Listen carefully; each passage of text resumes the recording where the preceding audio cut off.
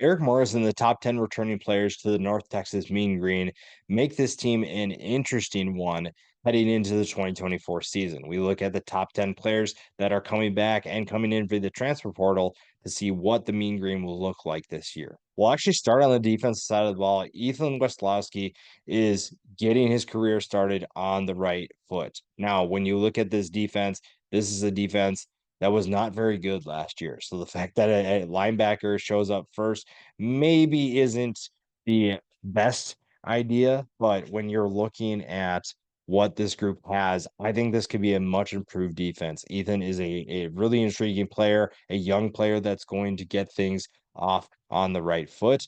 And when you look at what he did last year, 63 tackles, 7.5 tackles for loss, 3 sacks, I think he's in for a big year in 2024. Again, this defense is a big reason why they went 5-7. I think that if you see even an average defense for North Texas, you're looking at a team that makes a bowl game and it doesn't finish 5-7. You probably have a winning record. And a guy like Ridge Texada is an underrated player, an undersized player at corner, and he is a big reason why this group could take a step forward. Again, the pass defense was probably the best part of this defense. They finished 63rd. When you look at everything else, it's a major struggle, but this defense and the secondary, I think, has some intriguing players. He is one of them.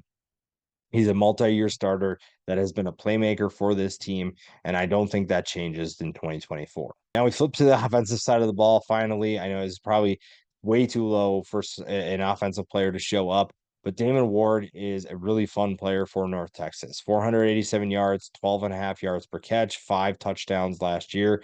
Again, this passing attack, even with some of the losses they sustained, were able to steady the ship a little bit, and I think that they'll be really fun to watch in 2024. The 12th best passing attack from 2023. Damon Ward is just one of those players. This is a good group. The offense as a whole has a number of players that are going to be really fun to watch. Ward is just one of them. Back to the defensive side of the ball, Jordan Brown is another linebacker that's going to be an impactful player. 83 tackles, 5 tackles for loss, 3.5 sacks. Again, this defense has talent. It's not an excuse of do you have the talent? Do you have the players? Do you have the personnel? It's a matter of can you take a step forward? Can you gel with your teammates? And can you find a way to improve what was a dismal group in 2023? Again, if the answer is yes, and you are able to figure out how to improve, this is a conference that you can take big steps forward if you're finding ways to go from terrible to average.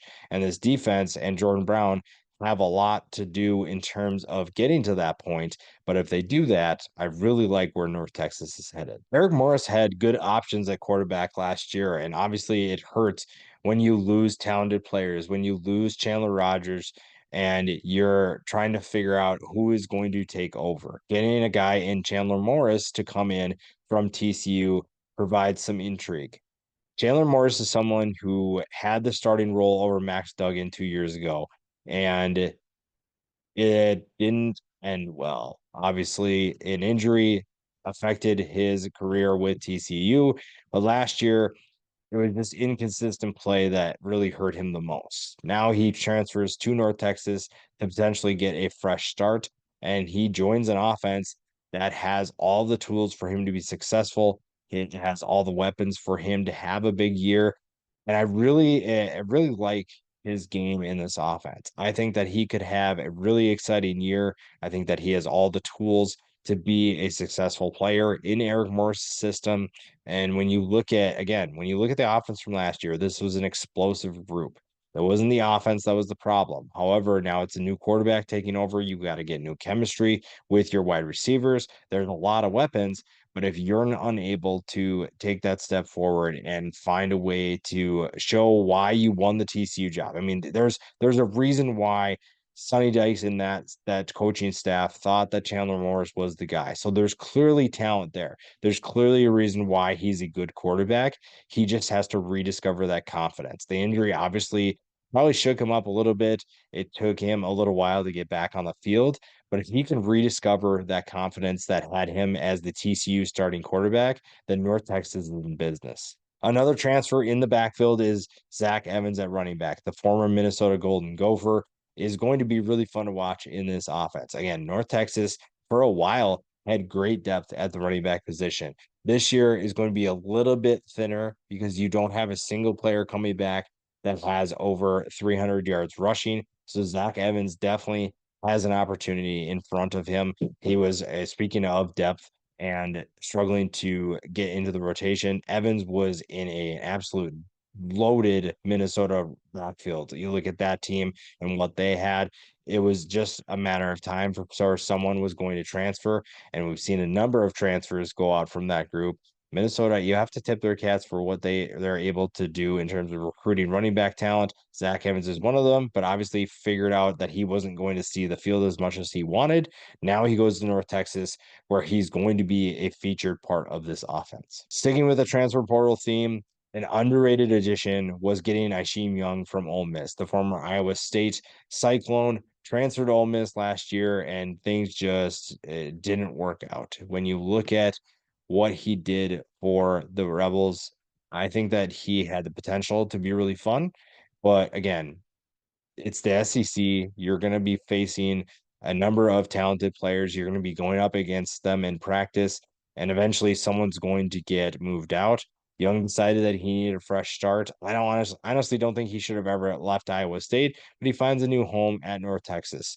Again, this secondary could be improved from a group that finished 63rd, but they really need the defense as a whole to take that step forward and show that they're a better group than last year. Blair Conright could be an explosive player for North Texas. He averaged 16 yards per catch on just 24 receptions in 2023. And again, it's all about who finds chemistry with Chandler Morris or whoever wins the quarterback battle. Chandler Morris could be the guy. And if that is the case, if Conright finds that he has more chemistry with Morris, he'll have a big year. If Ward, then that's going to be the guy. Someone is going to have a big year if they figure out what Chandler Morris likes, how they can be in the right place at the right time. And Conright showed last year that he can be an explosive weapon for his old quarterback, and now he's hoping to do the same thing for his new one. Roderick Brown is not going to have the best stats that you'll see from anybody in college football. You're not going to see his, I should say, at his position. Nose tackle just isn't going to be a stat padding position. That doesn't mean he's bad. That means that he is just going to do a lot of things that helps his teammates. He's going to be overlooked as well because of his size at the next level. 5'11" is not something that teams typically want, and there's a reason why he's at the group of five, but I don't think that needs to downgrade what he's capable of doing. 40 tackles last year, which is a lot for a nose tackle. 3.5 tackles lost is pretty solid. Sacks was at 0, but that's not surprising. I think that he does a great job of plugging things up for his teammates.